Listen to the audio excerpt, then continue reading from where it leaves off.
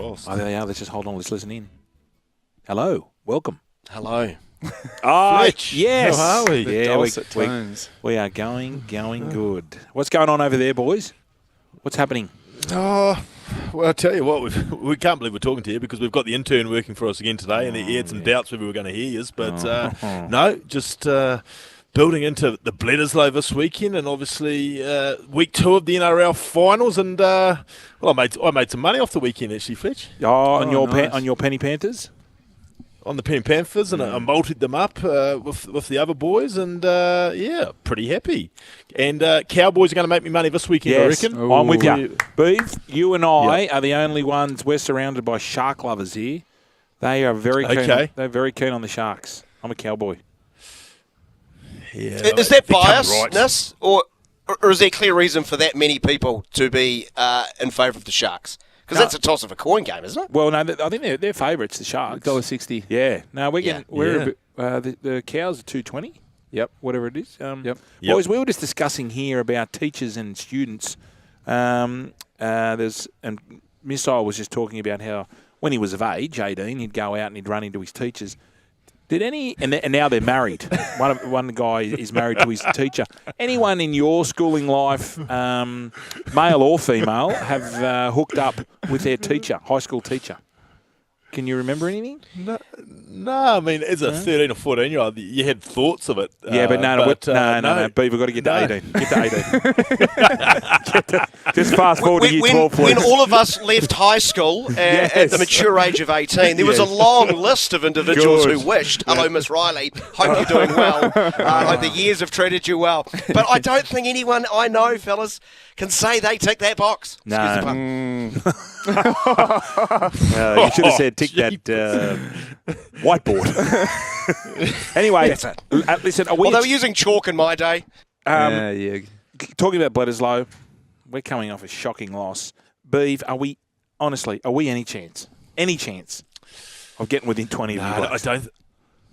20. That's where you start to play with the point starts. I think, Fletch. You don't want to go under that. I can't see it getting that close. To be honest, it's a sad state of affairs at the moment, and I think a brave loss is probably as good as you can hope for.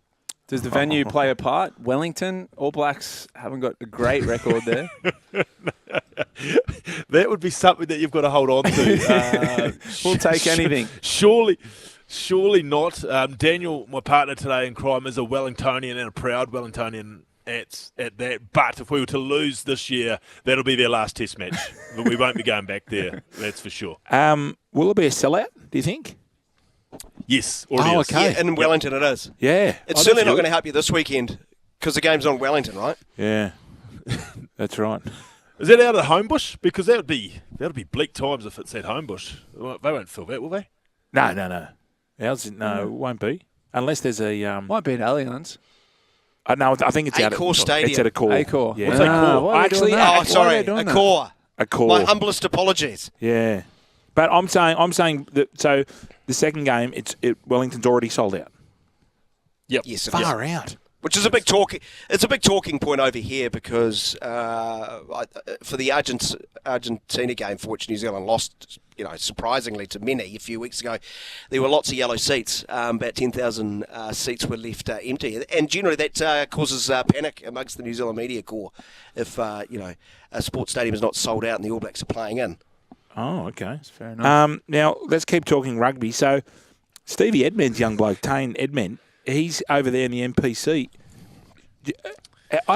What's happened there? He's not playing for the Waratahs, or he goes over there after the season. Is that a normal thing? It hasn't been normal for a while. You boys used to do it because you've got that break after Super Rugby for Australians where they either go back and play your Sydney club comp, which is obviously well supported, but it's not of the level of the NPC over here, or they go back to Brizzy club comp. But he's come over here. He's still contracted to the Tars, from what I understand. And I think he did get the pip a bit with Australian rugby after Super Rugby. He sort of got blamed for a few of the Tars' problems early doors. But no, he's come over here, mate. He's gone very well, and I would dare I say, he would be an outside chance. The way he's going at the moment, he'd be an outside chance of going on that interview tour for the Wallabies. Yeah. From what I'm seeing, if you're weighing up everything that's going on in Aussie rugby at the moment, he'll be a chance, I'd say, of getting back. Well, getting a debut for the Wallabies. And it's Tane. It's not Tane. I know you're trying to put he's not a Kiwi yet. You can't claim him yet. He's a redhead. Should more Aussie players do that? Would that be better for their development to go over and play in a harder competition post super season? I think so, and also as sort of obnoxious as it sounds, to sort of dismiss a bit of the aura that they have when they're playing Super Rugby. If they're playing with the boys regularly over here, then suddenly I think their confidence might grow to actually maybe beat them a bit more in Super Rugby and not sort of think that they're playing against anything special, where if they can compete with them on a more regular basis. So, no, I think there's definitely an opportunity for him to come over more. But I guess with the depth in Australian rugby, I guess it makes sense for him to stay in Australia because you're probably only one injury away if you're a Super Rugby player. You're only one injury away from being in the Wallabies at times. Is there any regulations around or rules around foreigners going and playing the NPC? Nah, because I mean we got 14 or something or 12 in the top tier, so there's plenty of spaces available. Okay. So no, it's pretty much open season. We've come across, Fletch and I have come across this thing called the Ranfurly Shield. Yeah, do tell. And we like the sound of it. We think we could incorporate it into, say, an NRL comp. So the love and passion is still there. It's been going for over 100 years, fellas, and people absolutely love this thing. So what is it? Tell us what happens.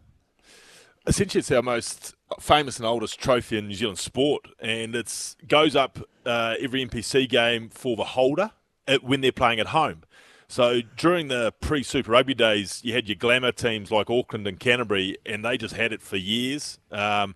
But every now and again, you'd get a massive upset, and it would go on the road, and it would go to a rural province or what have you. And so in the weekend, Tasman, which is the top of the North Island, held it for the very first time. They had the big rock stars of Wellington come to town, who are the basis of the Hurricanes, and for all intents and purposes, we're going to take the shield off them. And they sold out their little rural ground, which is sort of 15,000, 16,000, and they held on to it.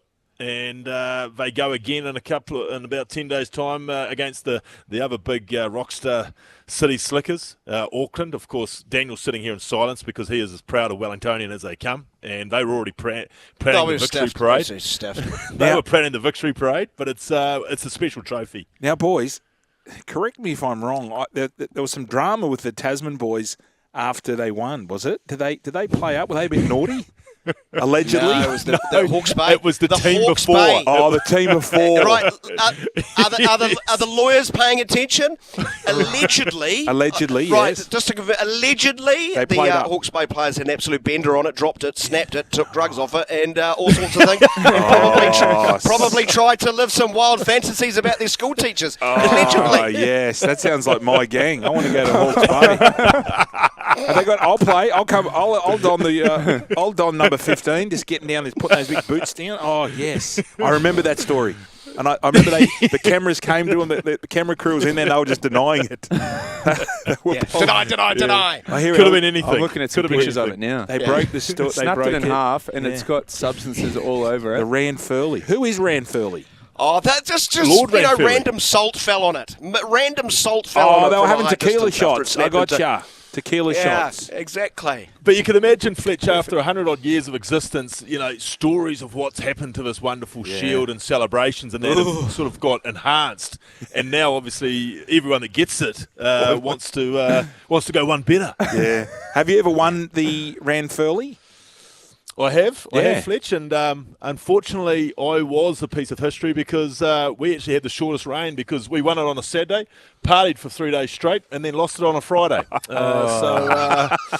the issue. Yes. It brings in an ad hoc, unplanned, mad Monday into your season Yeah. at any time. So, being able to overcome that, the first challenge can often be the most difficult. Yeah, we need to get something like that. We need it. Yeah, maybe we'll call it the Josh Adokar Shield or something like that. We'll give that a go. Anything else, boys? Anything else you want to chat before we I was going to say, how was Paris for the missile? It was bloody good. I needed a holiday after Paris after 3 weeks with Matty Johns. I wasn't quite conditioned to the rugby league off-field season. Oh, really? Yeah, well, You go pretty good, though. I'll have a crack, Yeah. but Matty's just an experienced campaigner, Yeah. so I had to go to Croatia for a holiday after that. And proposed. Like, he got so emotional after Matty proposed. He proposed. He said, Well done. I don't want to be That's single. demons. I can't be single anymore. So, that was a Monday blues. I dropped down to one knee. How did you do it? Yeah. Yeah. How did you do it? Full of romance? Yeah, Or well, just look, immediate regret? no, I'd planned it for about half a day. I took the ring with me, obviously, but pretended that we were getting a nice photo, and then dropped back behind her, dropped to one knee, and when she turned around, there I was. So we got a video of the whole thing. Yeah. But That's what you young people do these days, don't you? yeah, I thought it'd be a nice memory that's to have very a video important. of it. Yeah, it's a nice memory. If it's not for on her. Instagram, it didn't happen. That's what we say. That's Hey, correct. now, Yeah. Daniel, we've got something for you, mate. We have the wacky team every week. This week, you wouldn't believe it, on Friday, it's the International Rhyming Slang Day.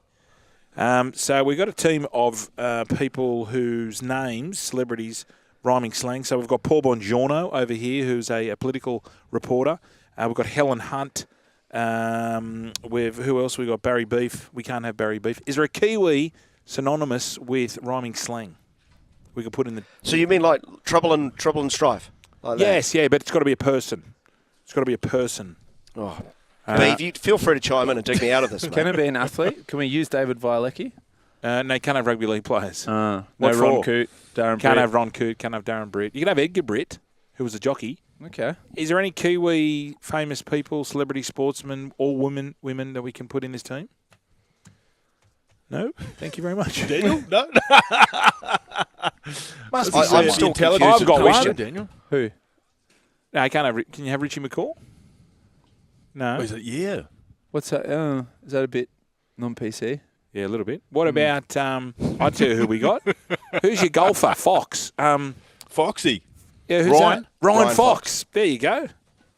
Is boys? What's it rhyming slang for? Ryan Fox and.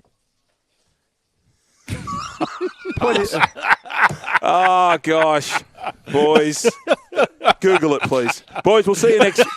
We'll see you next week. Good on you, lads. Thank you. See you guys. See you, boys. No, not after this. Get $30 off for 6 months with Mate Internet. Use promo code MATE30 at checkout. Coming up, we'll do a sports bet market update with our man Shawnee Omerod.